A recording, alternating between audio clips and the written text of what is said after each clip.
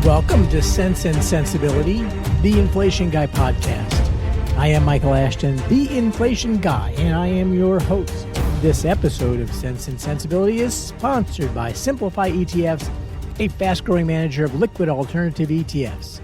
Simplify is bringing Wall Street to Main Street by providing access to institutional strategies perfect for diversifying your equity and bond portfolios, previously only available to big institutions and the ultra-rich. Check out their website at simplify.us.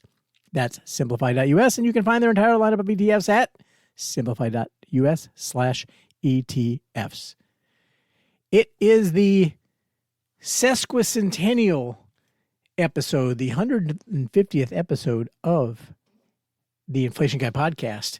And what does that mean to you? Probably nothing. Nothing really very important, but I just want to point it out for all you numerologists out there. Today, we're going to talk about a couple of different things. I'm reluctant to call this episode a potpourri episode, but it sort of is. There are some bits and pieces that I have wanted to talk about for a while, but really things that have mostly news items, I guess, that have accumulated in the last few weeks, and just none of them are kind of an episode by itself, but all of them are worth talking about. So we're going to talk about the significance of a government shutdown. The government has, at least temporarily, shut down, and we're going to talk about the significance of that from an inflation standpoint. And yes, okay. So, and two, we're going to talk about inconsistent economic data, and three, we're going to talk about Fed independence.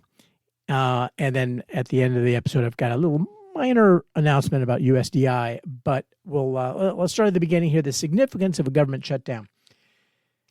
So for those of you who are listening internationally, or those of you who are domestic for that matter, the budgeting process on Capitol Hill has been broken for a very long time. It doesn't work the way that it worked for generations. But what has happened this time around is that the House of Representatives, where all the spending bills have to originate, had started to had done a bunch of work budgeting the way they're sort of supposed to budget, which is that they're supposed to pass budgets for different parts of the government. And I forget, it's like 12 or 13 different spending bills that all have to be negotiated and passed. And that hasn't been done in a very, very long time. And the leadership in the House of Representatives believes they can get it done in another couple of months. But they're not done by sort of the deadline when it sort of needs to be done, because the government doesn't know what to do unless they're told what they're allowed to do, spending-wise. And so because these individual bills haven't been passed, and again, they haven't been passed for decades, or a couple of decades anyway. So the House of Representatives passed a continuing resolution, which basically says we're going to continue spending at, essentially, the level that we had dictated in the big beautiful bill and the sort of the prior pace of spending, and that goes to the Senate. And the House passed that. And then that goes to the Senate, and the Senate has to pass that, and then they get signed by the president, and so on. And that should, in the Senate, as in the House, this is an up or down vote, but the Senate has rules in place that allow the bills to be filibustered, and which means that effectively what has to happen is you have to have 60 votes to invoke cloture to stop the filibuster, and then you can vote on the spending bill. The Republicans only have 51 votes. They have a couple of Democrats who've crossed the aisle, but they haven't gotten to 60, and therefore the filibuster is stopping the continuing resolution from going through. Therefore, the government doesn't have any money. It hasn't been told how to spend money, so it can't spend money in certain ways, and so therefore parts of the government shut down. Now, this is different from, and this is important to understand, this is different from what happens in a debt ceiling situation. If we hit the debt ceiling, then you literally can't spend any money. The government is not allowed to go and take on any more debt. And so any spending, and this wouldn't be a problem if you had a surplus, but because you have a deficit, you have to keep borrowing. And so if you're unable to borrow, then everything stops, including, at least in principle, things like Social Security payments and interest payments on the debt and things like that. Now, it's never gotten to that point.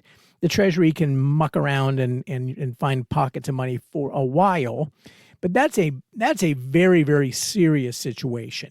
In the current situation where there's no continuing resolution, it's much less serious because the government must spend certain things by statute. So they have to pay the interest on the debt.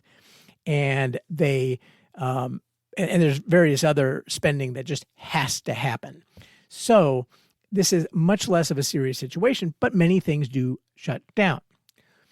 One of the things which gets shut down, whether it's a debt ceiling or a budget reconciliation problem, is government economic releases. And there are a bunch of other, convenient things that the government does, like, policing the national parks and opening restrooms there and various things.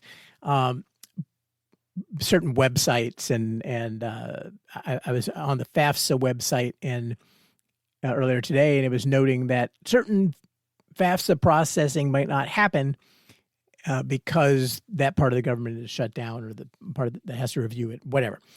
So anyhow, economic releases are something that worry a lot of people who are in markets, that, oh my God, if I don't have the economic release, how do I know what's happening in the economy? And if I don't know what's happening in the economy, how can I, a hedge fund, make an enormous trade before everybody else reads the news?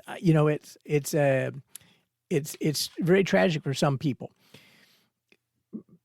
But for the most part, it's like, well, we have economists. Let's let the economists tell us. Let's find alternative sources of data and so on. From an inflation standpoint, what it does, or the immediate significance, is that if the CPI report itself is not released, because we have a couple of $1 trillion worth of inflation-linked bonds called TIPS that are indexed to the CPI. And so the question is, well, if the CPI doesn't get released, then how do we know how to pay interest on these bonds? Or for that matter, inflation swaps, which refer to the same thing. What do? We don't have a number. Now, because there's a delay, when we get the CPI report, hopefully later this month, that is the September report. And so that number, for the purposes of interest payments on TIPS and inflation swaps, maps to December 1st. And the September number, when we got it last month, maps to November 1st. So right now we have the numbers we need to calculate all of the interest payments and all of the settlement amounts for any date in October. But if the CPI doesn't come out next week or whatever, then, or 2 weeks from now, then we won't have everything we need to know to calculate the settlement values of TIPS and inflation swaps for November, because we'll have the November 1st number, but we won't have the December 1st number, and so we can't do an interpolation. And that would be kind of a problem, because the entire, again, trillions and trillions of dollars of securities rely on this number coming out. So what happens? And the answer is, and so this is a for your information sort of thing, that the Treasury's thought about this. The Treasury thought about this way back when they implemented the TIPS program. Well, what happens if the BLS just stops producing CPI, or doesn't produce it, or one's delayed, or whatever? And the answer is that the CPI, if we get to the end of this month and the CPI has not been released, and so we need a number, what happens is that a CPI number is imputed by taking the last 12 months average. And so right now, CPI is rising at 2.9% per year, and over the last 12 months. And so we divide that by 12, that becomes this month's number. And that allows us to calculate then what happens December 1st and so on, or what the December 1st number is. And therefore we can calculate implied accrued interest and things like that.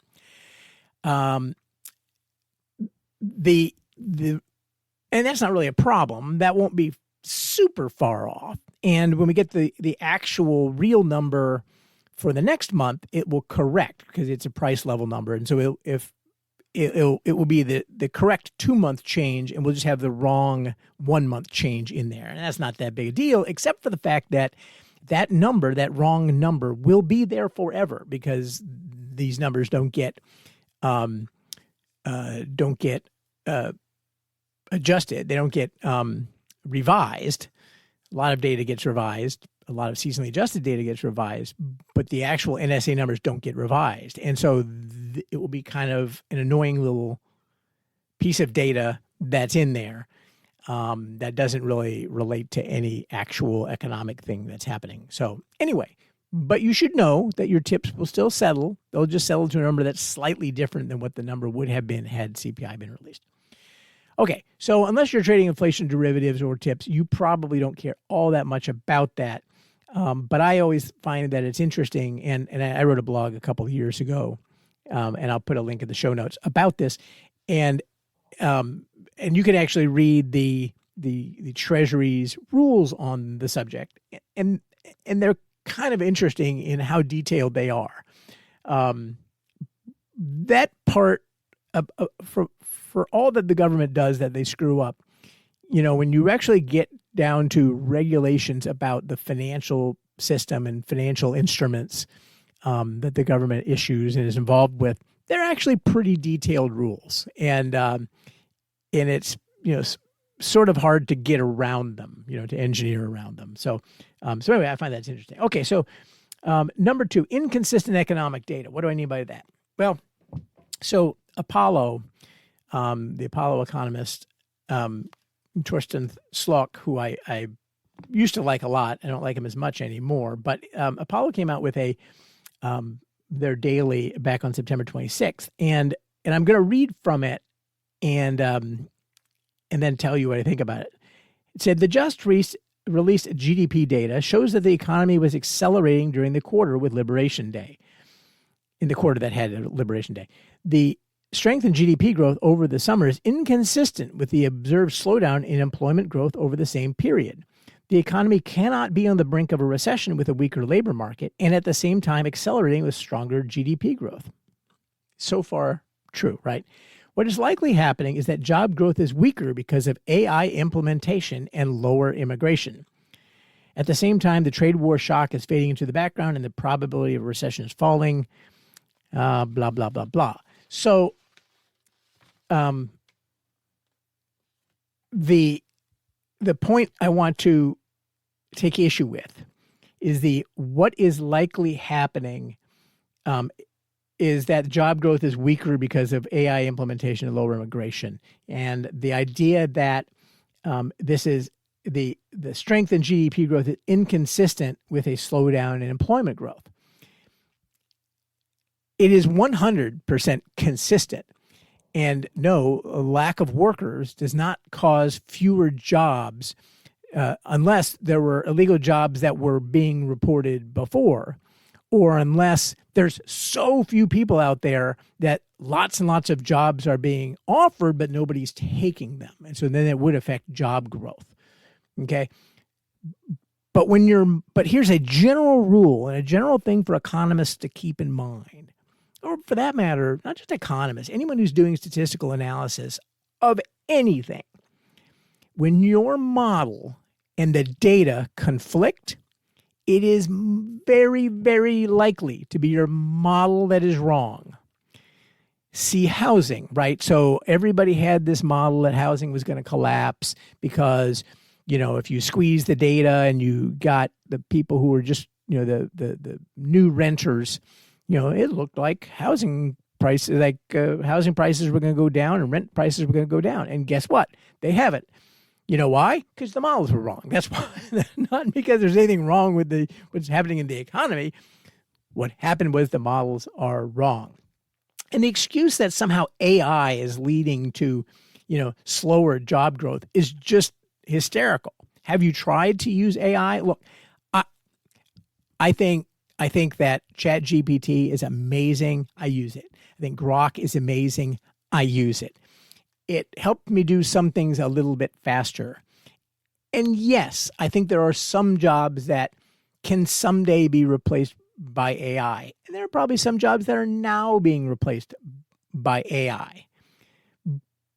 I can imagine, I was at a dinner recently that was sponsored by some attorneys, and they were speculating, and I've heard this in coding as well, that you know what, we have to think about how many entry-level lawyers we are hiring now, because a lot of the things done by entry-level lawyers previously can really be done by AI in a pretty reasonable way. And a lot of the things that, I, as a consumer of legal services, would get from my law firm, I would ask them a question and would be assigned an associate.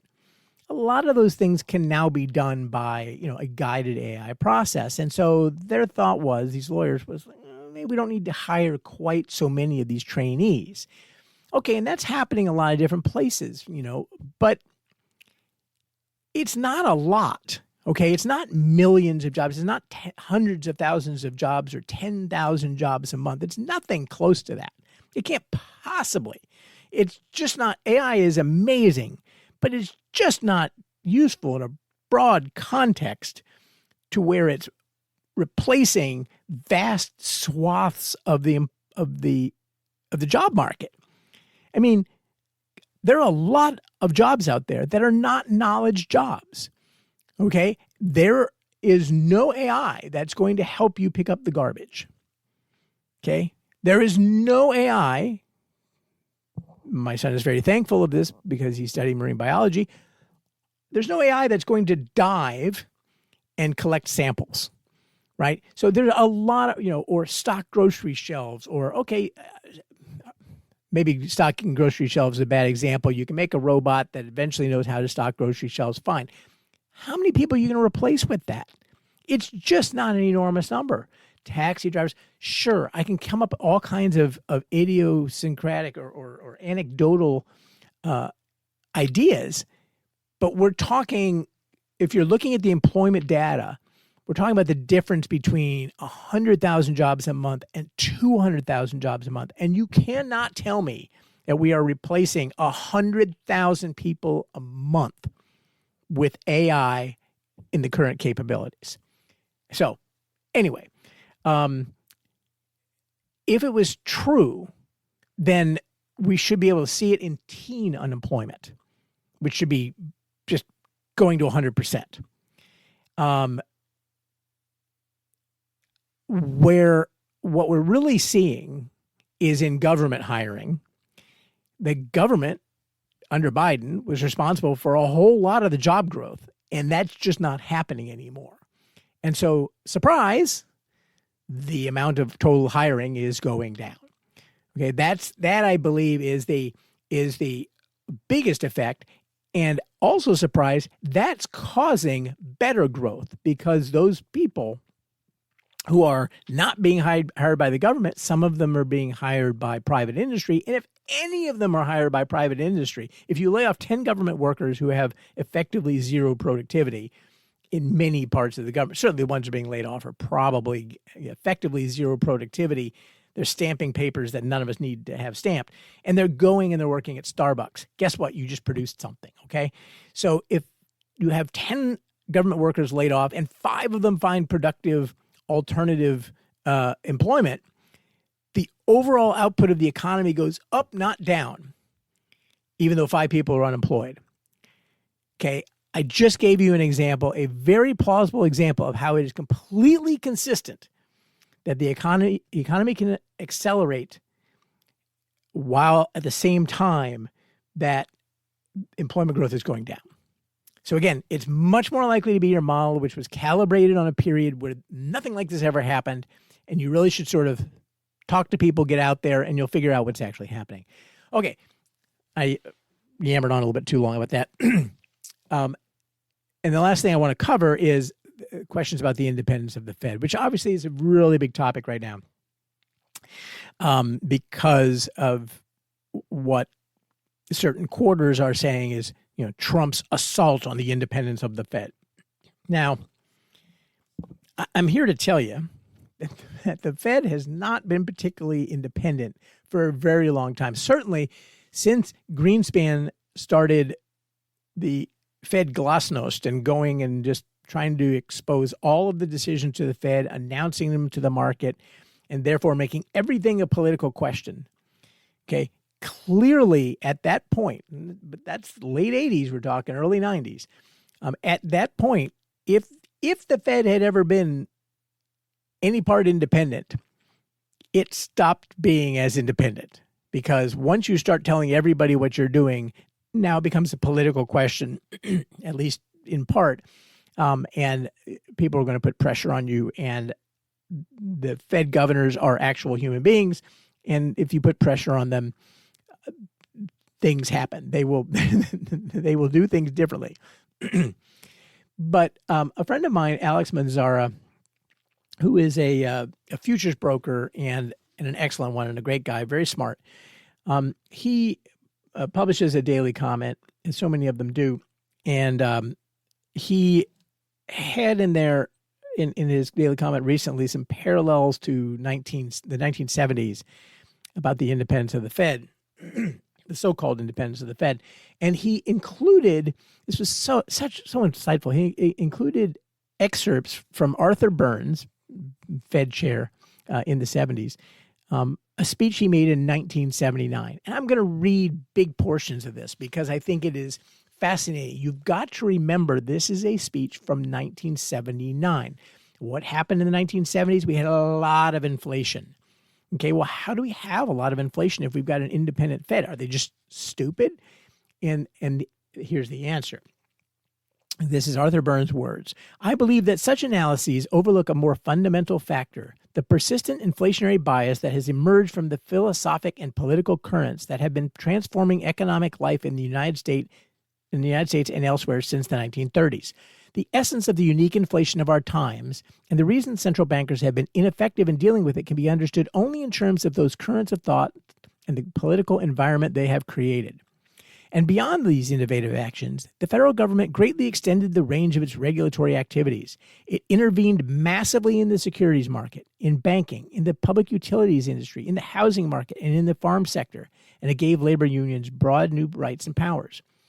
Once it was established that the key function of government was to solve problems and relieve hardships, not only for society at large, but also for troubled industries, regions, occupations, or social groups, a great and growing body of problems and hardships became candidates for governmental solution. New techniques for bringing pressure on the Congress and also on the state legislatures and other elected officials were developed, refined, and exploited. The Congress responded by pouring out a broad stream of measures that involved government spending, special tax relief, or regulations mandating private spending. Traditional ways of protecting particular groups against competition, such as raising farm price supports, increasing minimum wages, and imposing import quotas, did not lose their appeal as inflation kept soaring.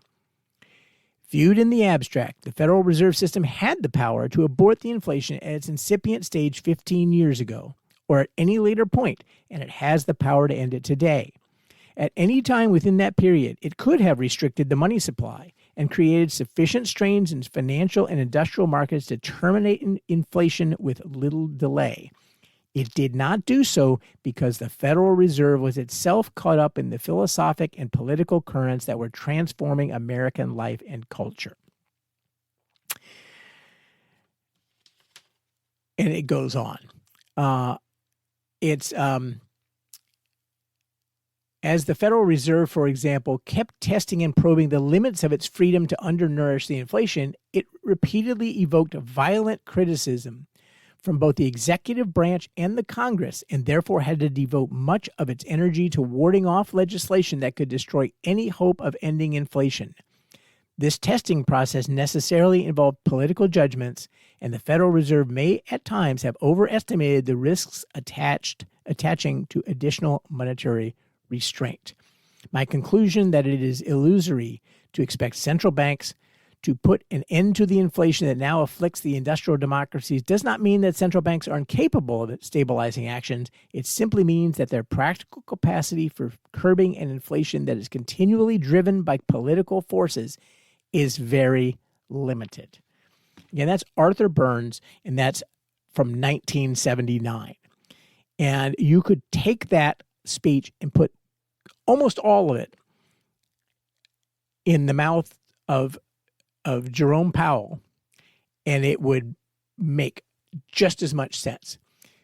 But the key point here is pressure on the Fed from the executive branch and the legislative branch is nothing new, not in the United States, not anywhere else in the world.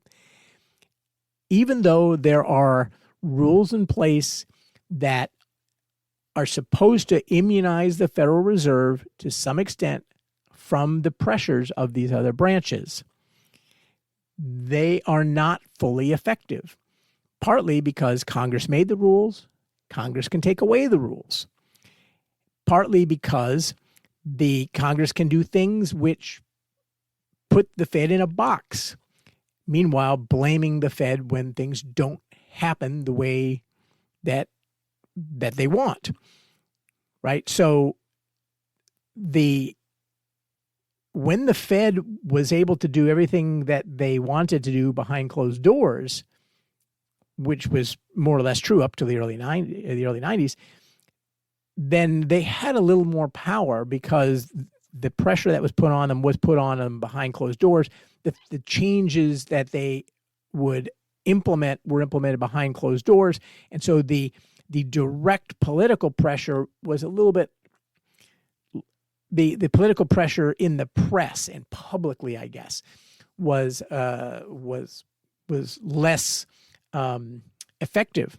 Partly, look, until Greenspan, the number of people in the country who knew who the Federal Reserve Chairman was and what the hell he was supposed to be doing was a pretty small number of people, certainly before Volcker. Like nobody knew, right? And so it's really hard to put pressure publicly by blaming somebody who nobody truly, I'm blaming Arthur Burns. Well, who the hell is Arthur Burns? And what does he have to do with this? And then you have to go explain what the Fed is. So this is, perhaps we are in a period that is where political pressure is easier to put on, at least publicly, but privately, political pressure has been exercised against the Fed as long as there's been a Fed. So I think it's always important to remember that a lot of what we see today that we think is unique to our current time is not, and certainly almost anything in the political sphere is not particularly unique. It may be a different flavor with Donald Trump as president, but the actual outcomes are actually pretty similar and analogous to things that have happened in previous administrations to previous Federal Reserves. And so those are the main things I wanted to cover. I do want to make one other a little minor announcement. Those of you who have listened to this podcast for some time know about USDI, which is the cryptocurrency that is specifically indexed to CPI. And so one of the reasons that I talked about what happens in a shutdown early on is that that's exactly the same thing that USDI will be doing if we get to the end of this month and we don't have a CPI report, which, by the way, I don't think is going to happen. But if we do, then USDI works the same way. But the announcement I have is that until recently, you had to sort of be a bit of a coder. You had to really be a crypto degen, as they say, to really sort of know how to mint USDI and make USDI for yourself. Now you can actually go to our website, usdicoin.com, and there's a little button. There's a little menu item, and you can go mint USDI yourself if you've got if you have a wallet. And at some point, we will add other ways, credit cards or whatever, the other ways people buy crypto, and it allow you to do it that way. But you can right now go there. If you've got a wallet and you have USDC in your wallet, you can go swap it, buy some USDI, and you can do that today. So something kind of interesting. But that's all for today's podcast. It was a little fractured in a couple of different things, but stuff that was important to cover. Please like it and subscribe and refer others. The cadence here for 150 episodes, the cadence has slowed recently, but I sure appreciate your cards and letters and emails, you can contact me at inflationguy@enduringinvestments.com if you have a question or an idea for a blog or for a podcast. You can subscribe for free to the blog at inflationguy.blog. You can follow me on X at inflation_guy. And most importantly, guys, defend your money. And if inflation is coming for you, remember, you know a guy.